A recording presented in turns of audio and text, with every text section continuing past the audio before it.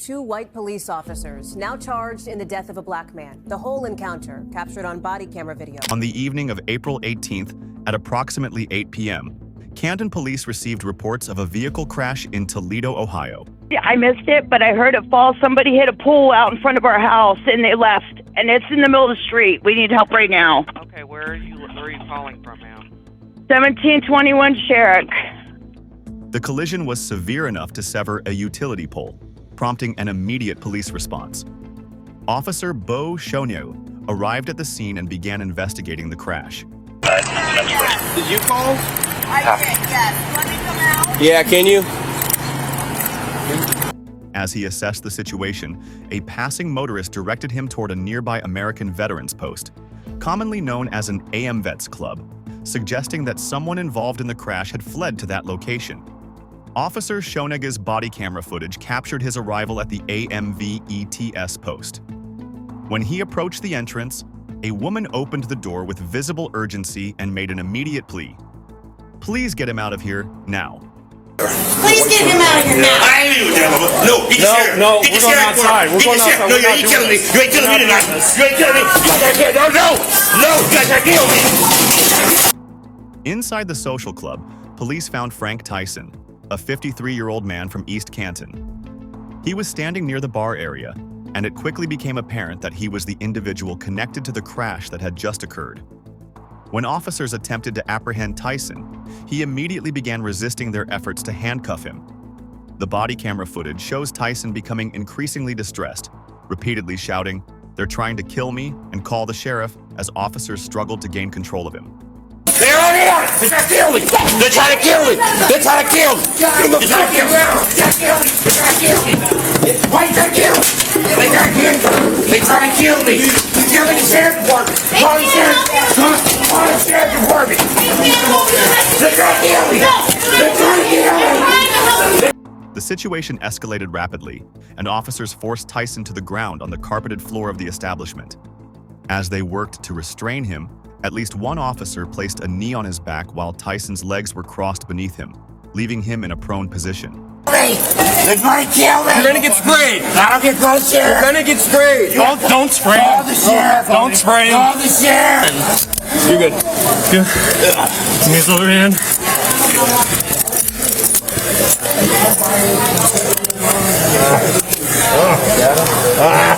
Get off me. Okay? Calm down. Calm down. Almost immediately after being forced face down onto the floor, Frank Tyson began telling officers that he couldn't breathe. I can't breathe. I can't breathe. I can't. Get off my neck. His pleas were clear and repeated, yet the officer's response was to tell him that he was fine, to calm down, and to stop fighting. This dismissal of Tyson's complaints is particularly troubling, given what a recent Associated Press investigation revealed about similar cases. Did you have a hat on? Yeah, we lose some. Okay. Nope, we're good. Supposedly that's his card down here. That investigation, published in March, documented more than 1,000 deaths over a 10-year period involving people who died after police subdued them through methods not intended to be lethal, including prone restraint. In many of these cases, the victims' statements that they couldn't breathe were disregarded by the officers restraining them. The body camera footage reveals a disturbing gap between Tyson's distress and the officer's recognition of a medical emergency. While Tyson lay motionless on the floor, officers were seen engaging in casual conversation with bystanders at the AMVETS post, even joking with them. Sir? Found it? Yes. Good. Yep. You hear my cruiser up? Because we're parked all the way down there. Yeah.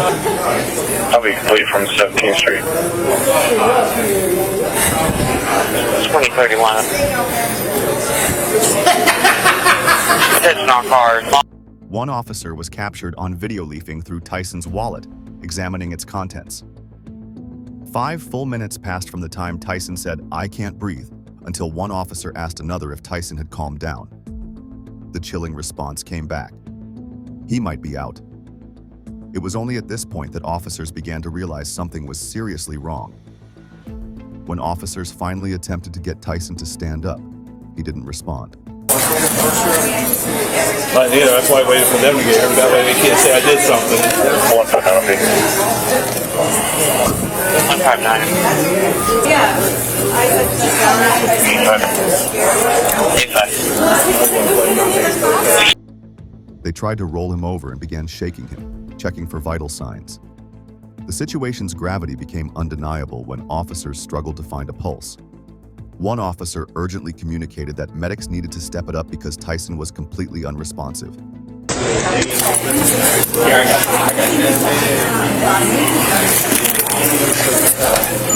Sit him up. On the side or something. Come on, man. Did you breathe it? Yeah, it's heartbeat. I have medics coming. Officers immediately began performing CPR on the unresponsive man.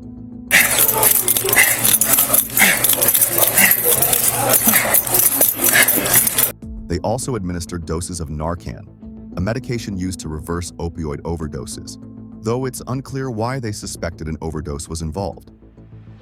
Despite these emergency interventions, Frank Tyson was transported to a hospital where he was pronounced dead less than an hour after the initial confrontation. The Canton Police Department issued a report on Friday following the incident. According to this report, officers recognized that Tyson had become unresponsive shortly after securing him, and CPR was immediately performed. However, this official account appears to contradict what the body camera footage actually shows regarding the timeline of when officers realized Tyson was in medical distress. The report made no mention of the 5-minute gap between Tyson's last audible complaint about not being able to breathe and the officer's recognition that he might be unconscious. The two Canton Police Department Traffic Bureau officers who responded to the scene and were involved in Tyson's restraint have been identified as Bo Shoniga and Camden Birch. Both officers are white, according to the police department. Following Tyson's death, both men were placed on paid administrative leave, which is standard procedure when an in-custody death occurs. The officers' employment status during the investigation means they continue to receive their salaries while the circumstances of Tyson's death are examined. Harry Campbell, the chief investigator with the Stark County Coroner's Office, confirmed on Thursday that an autopsy had been conducted earlier in the week. Following the examination, Tyson's remains were released to a funeral home so that his family could proceed with funeral arrangements. However, as of Thursday, the results of the autopsy had not been made public, leaving questions about the exact cause of death still unanswered. These results will be crucial in determining what specifically led to Tyson's death and whether the restraint methods used by police were a contributing factor. The Ohio Attorney General's Bureau of Criminal Investigation announced that it is conducting an investigation into Tyson's death. However, the agency made clear in a statement released Thursday that its role is limited. The BCI emphasized that its investigation remains active and ongoing and that it is still gathering evidence and conducting interviews. That's why we got to get justice for Frank Tyson. Eric Gardner said, I can't breathe. George Floyd said, I can't breathe. Frank Tyson said, I can't breathe. How many more black men in America has to tell police officers I can't breathe before police actually believe these black men fighting for their last breaths on this earth? It was here on April the 18th where two police officers responded to the scene of a car crash.